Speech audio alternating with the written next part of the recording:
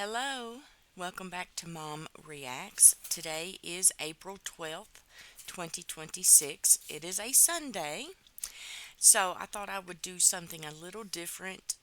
Gonna give it a try, see what I can find, but I thought on Sundays I would start reacting to more Christian content, specifically Christian content. Um, in observance of this day that in which most of us in the evangelical slash Christian world um, celebrates the resurrection. That is every Sunday, not just on Easter or what is called Easter. But so today I am going to take a listen to this is not a music video, but it is Lee Strobel talking about four proofs of the resurrection. We did just celebrate Resurrection Sunday last week, what the world commonly calls Easter, and I have not listened to this. I did read his book, The Case for Christ, many years ago. Like, I don't know, it may have been 20 years ago. I'm not sure, but I don't remember much about what he said. So I'm going to take a listen to this, see if there's anything I want to react about. Okay, so I appreciate those of you who are here, and let's take a listen. I like to look at the evidence for the resurrection in four categories. The first one is, did Jesus die on the cross? Was he dead? Virtually every scholar on planet Earth concedes that Jesus was dead after crucifixion. We have no record of anyone anywhere ever surviving a full Roman crucifixion.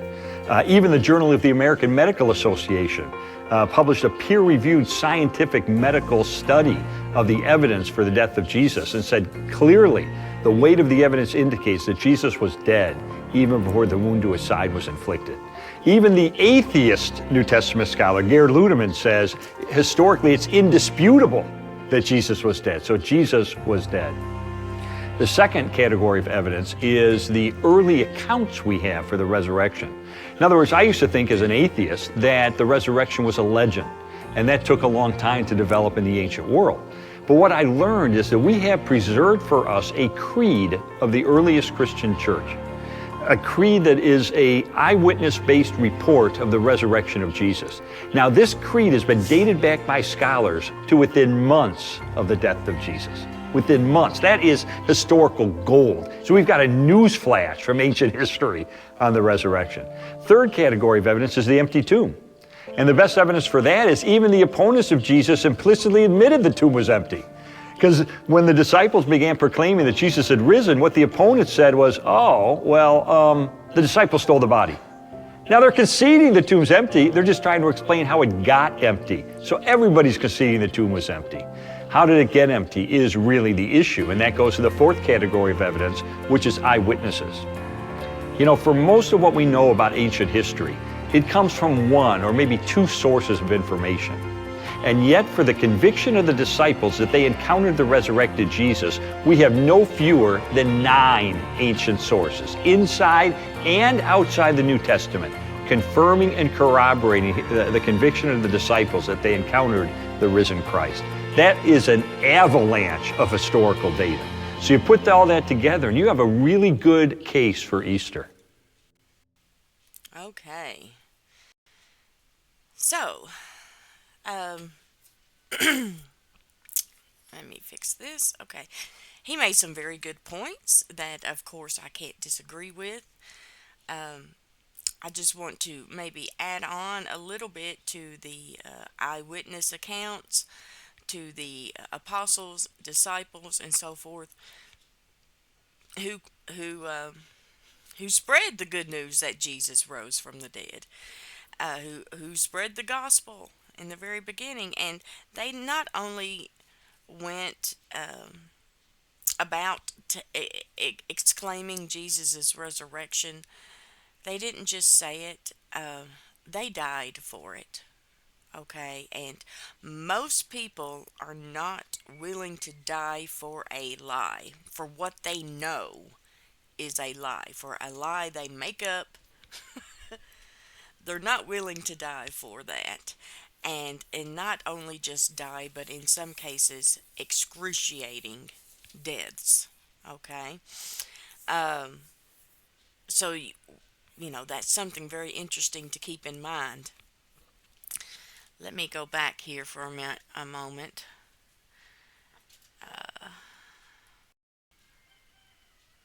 And see if I can be reminded of some of the things. Oh, talking about the empty tomb and how the Pharisees at the time said, "Oh, they must have come in and stole his body." Well, that is still being said today, and in fact, it's been in recent news that they found the body of Jesus in Egypt. That simply is not so. He is risen. The disciples witnessed it. Not just the disciples, but 40 days worth of people. Because when Jesus rose from the dead, he still walked about on the earth for 40 days before he ascended to heaven. And like somewhere around hundreds of people witnessed, saw him. Okay?